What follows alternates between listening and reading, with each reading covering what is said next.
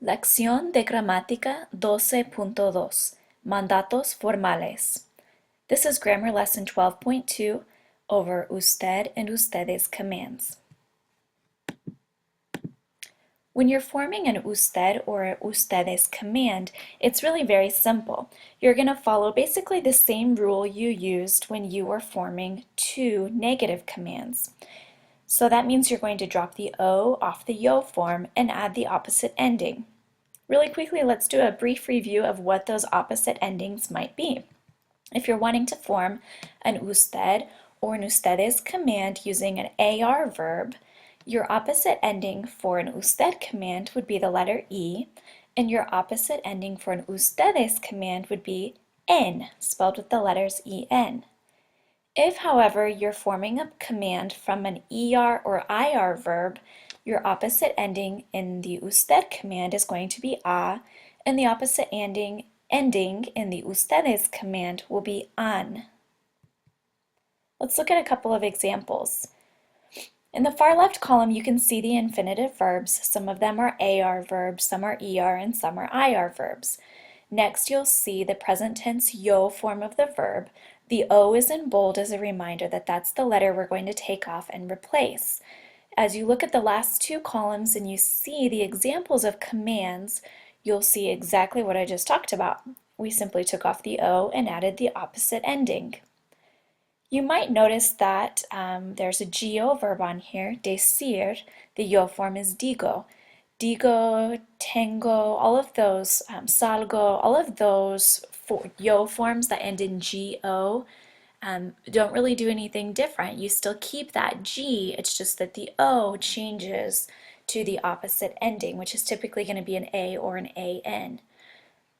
Every once in a while it might change to a UE or UEN, and we'll look at a couple of those examples later. The same would be true for your ZCO verbs.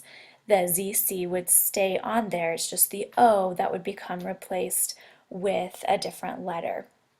So an example would be if you're doing the word traducir, and you wanted to say to someone to translate, you would say traduzca, or to a group of people, traduzcan. Okay, so here's where that gets just a little bit tricky, and this is with those car, gar, and zar verbs. You do have to have a slight spelling change in the command forms for usted and ustedes, just like you did in the two negative commands. This should look familiar, and these are a couple of examples. So for a verb that ends in CAR, you first have to change this C to a QU before putting that opposite ending. And as a reminder, the reason we do that is so we can maintain the hard C sound. So it's sake or saken instead of sase or sasen. For jugar and other GAR verb endings, you're going to change the G to a GU. For verbs that end in ZAR, you're going to change the Z to a C before adding the E or EN ending. There are 5 irregular forms in the usted and ustedes commands. These should look familiar because these were the exact same 5 verbs that had irregular forms in the two negative commands. So we have for the usted commands de, este, vaya, sepa, and sea.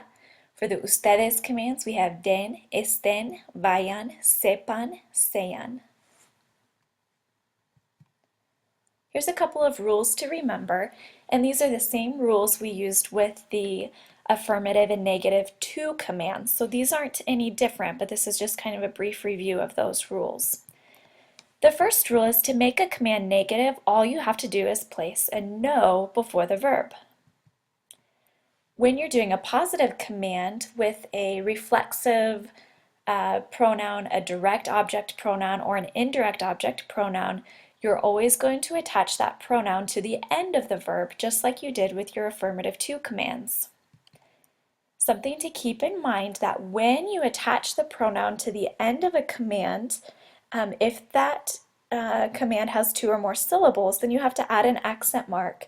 And this is simply to maintain the original stress and to help you out with your pronunciation. Here's a couple of examples. If I want to say clean it, then I would say limpielo. Tell me it or tell it to me. Díganmelo. Read it. Léalo. In negative commands, the pronoun will go before the verb, as in no lo limpie, no me lo diga, no lo lea. So in conclusion, if you can remember these basic rules that we've gone over, and if you feel comfortable with the two negative commands, then the usted and ustedes command should be fairly easy for you because they basically follow the same rules. It's just that that opposite ending looks a little bit different for usted and for ustedes than it did with the two negative commands. Okay, so that's it. Let me know if you have any questions, and we'll be practicing this in class next time.